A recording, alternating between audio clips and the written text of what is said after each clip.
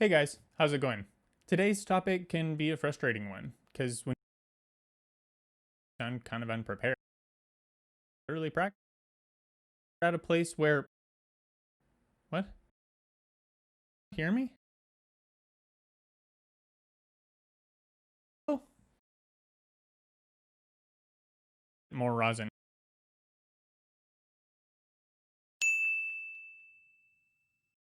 Okay, that's better. So today...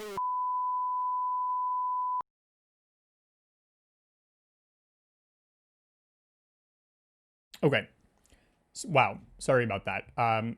Guys, I think I might have used too much rosin. So today's topic can be a frustrating one, because when your notes don't speak, it can make you sound kind of unprepared, even though you thoroughly practiced. Or alternatively, maybe you're at a place where you're consistently struggling to get notes to speak reliably. Whatever the case may be, hopefully I can help you out today. I'm just going to dive right into this one. So here are 5 reasons why your notes don't speak.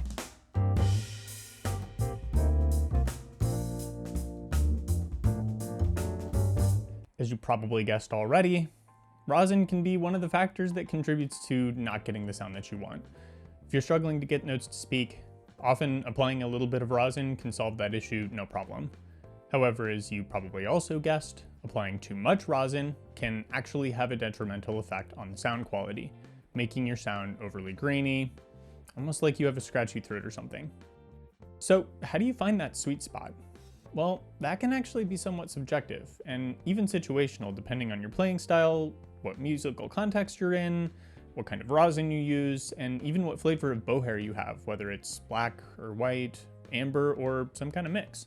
So realistically, it's going to come down to some personal experimentation and be a little bit different for everyone.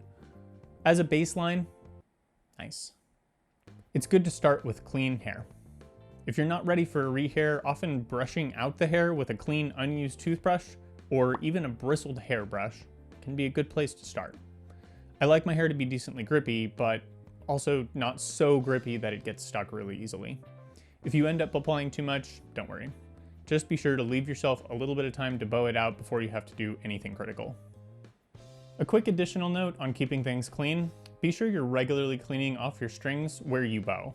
Used rosin can collect here, and over time this can also have a negative effect on the sound quality. I recommend just a simple cloth rag or even an old t-shirt for regular cleaning. And you can also use a little bit of rubbing alcohol to make quick work of any stubborn buildup. Just make sure you don't get any of the alcohol on the finish of your instrument, because this can take off your varnish. Just apply a little bit to the cleaning rag and use that to clean the strings. So the second one is going to be what I'm going to call range incompatibility. And a lot of us have likely experienced this one. You're playing in the lower register and you go to make your big moment shift.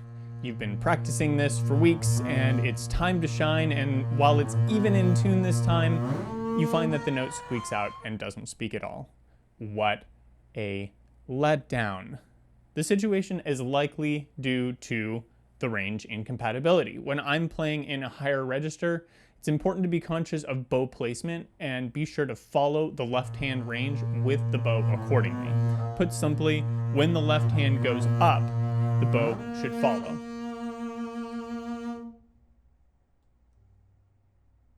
Practicing shifting exercises, such as the one I'm demonstrating here, can help. Just be sure that in addition to using this exercise to practice your intonation, you're also using it to focus on following the range of your left hand with correct bow placement.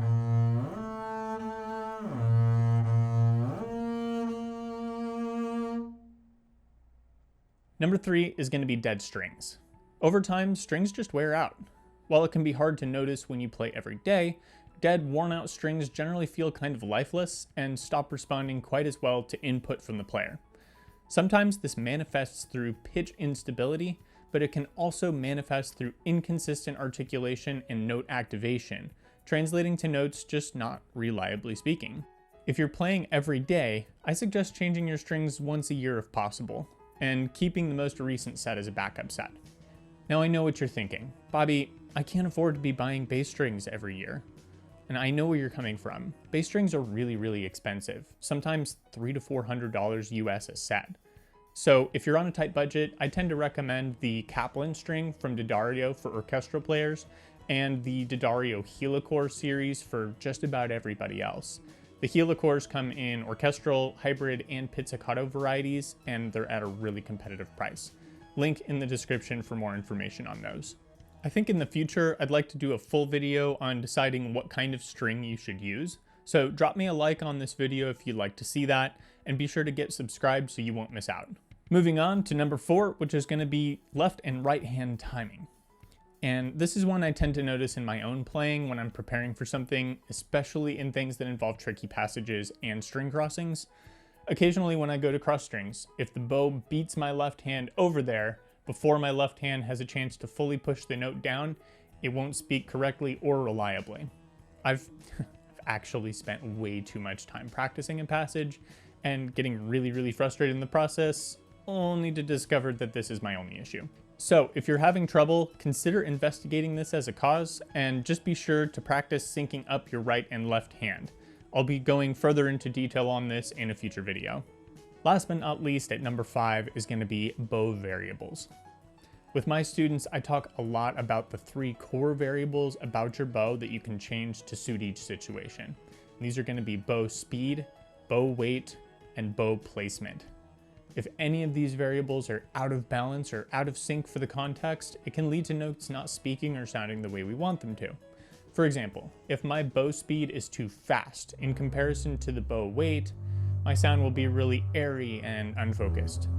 While this might be a desirable effect in some situations, if what I'm looking for is full-bodied, articulate notes, then often just slowing the bow speed down a little bit can correct this issue. Again, this comes down to personal experimentation with your personal playing style to find the optimal balance of speed, weight, and placement for each given situation.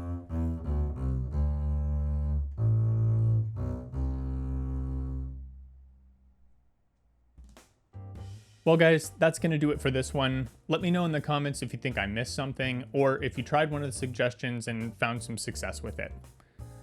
If you liked the video, do consider leaving me a like and subscribing to the channel.